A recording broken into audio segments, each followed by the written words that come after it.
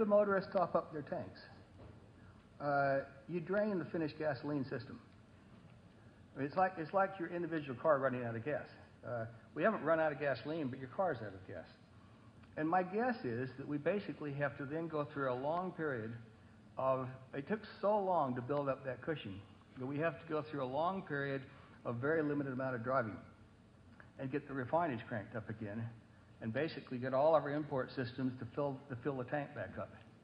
So it's not a permanent problem, but in reality it's a problem so utterly awful that it might as well be permanent, because the brutal implications, running out of food is the most serious implication of this, because again, it really probably takes somewhere between 5 and 7 days before the shelves of America are basically empty, and if we don't have our trucking system. And without diesel and gasoline, we don't have trucks. This is Peak Moment. We are living at a peak of human innovation, information, wealth, and health. But we're also at a peak of population and consumption, with rising temperatures and declining resources fueled by cheap oil and gas.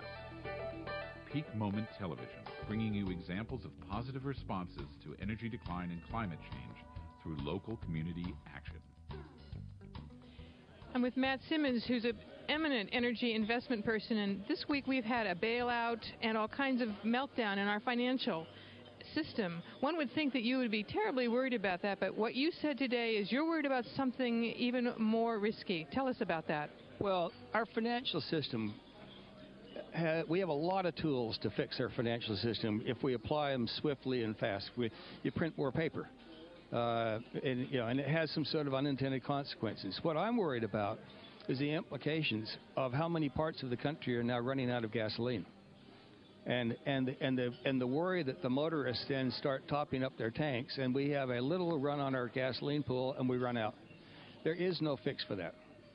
Are we really that close that if everybody said, you know, we might have a little bit of shortages in our gas and oil, and everybody tops up their tanks? It would drain the system. And what would that happen then? Well, we'd be out of gas. Then? What so? Once we're out of gas, we're out of food in less than a week. And the system ends. Does anybody running our system know about this, have any contingency plans? We have no contingency plans. I suspect not many people have ever thought through how quickly this could unravel. But, you know, it's like a week ago, if you'd have asked Ben Bernanke and Hank Paulson, both very bright guys, do you think the financial system could melt down this week? They would have said, I bet, no. But these gasoline supplies, they're too low. I mean, there should have been a huge furor when the EIA reported last Wednesday that our finished gasoline stocks, and this was as of 2 weeks ago this coming Friday, we're now down to the lowest level we had since 1969. Whoa, 1969, yeah. 40 years. Yeah. I mean, and for people that sort of, and ironically, gasoline prices were headed down because of the perception that the hurricane was over and it didn't cause any problems. And I just watched all this and saying, here we go. We're barreling, we're running full bore right over the edge of the Grand Canyon. What is it that anybody can do about that? Because your advice is not going to be go top off your tank. No. Have you ever heard that great term, could have done, would have done?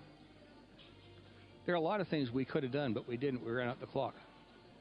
So now we just have to hunker down and hope that we get the refineries up far quicker than seems likely, that we get the electricity going on in these. I mean, what's happening is that the artery that supplies all this stuff has been maimed. And so what we're doing is we're using up the last of our usable supplies. And that's what the news was all weekend. Atlanta out of gas, Nashville out of gas, Tallahassee out of gas. And it does happen. We never, ever should have let ourselves get so close to the edge on a mantra of we're so efficient today that we have just-in-time management. And I've been railing about that for about 10 years and saying sooner or later it's going to bite us in the behind. And I'm afraid that bite is probably happening as we speak.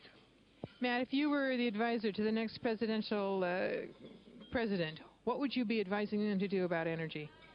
Well, what I have told many of our politicians that want to listen is that we basically need to, first of all, recognize how serious the problem is and how deep the hole we dug ourselves in, and how inexpensive energy prices are today versus what the current thinking is. Let's find the gougers that created these high prices.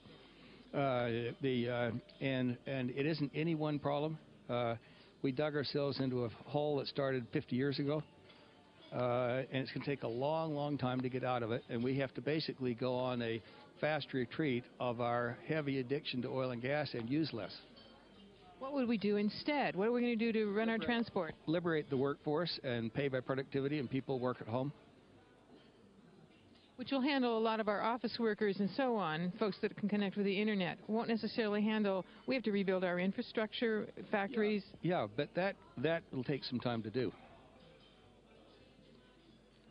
You know, we have no very good data, to double negative. We have poor data on exactly what drives our 9.5 million barrels a day gasoline demand.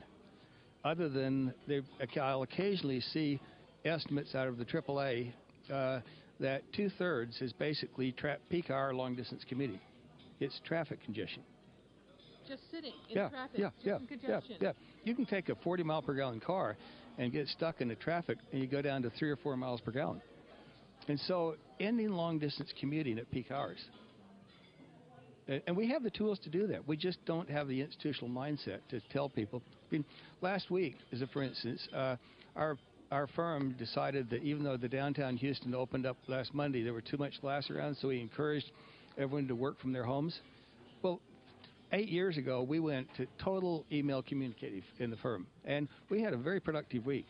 And only towards the end of the week did some of the people start coming back to the office because we had some big brochures to put together. And that's still, but we can run Simmons & Company on a global basis from people working at home. We've invested the time and technology to do that. Grow food locally. The amount of energy we consume on this kind of mania that came up in the last 30 years of having, beautiful food available on our store shelves that'll stop real fast if we run out of gas. Was a crazy way of living. We really basically created a sort of Starbucks economy. It didn't have any sustainability in it whatsoever. And what I hear from you is this is the biggest worry, even bigger than climate change for the 21st century. Climate change, the most rabid global warming people that I occasionally hear on television are talking about 20 to 30 years from now, having these catastrophic sort of New York's underwater. Whether or not that's even, but then others will say, no, it's really 100 years from now. This is a problem that basically could profoundly change our lives in the next 2 weeks. Wow. How do we even find our way out of it? I know, are you faithful? Thank you. I'm with Matt Simmons, and we're at ASFO conference. Thank you very much.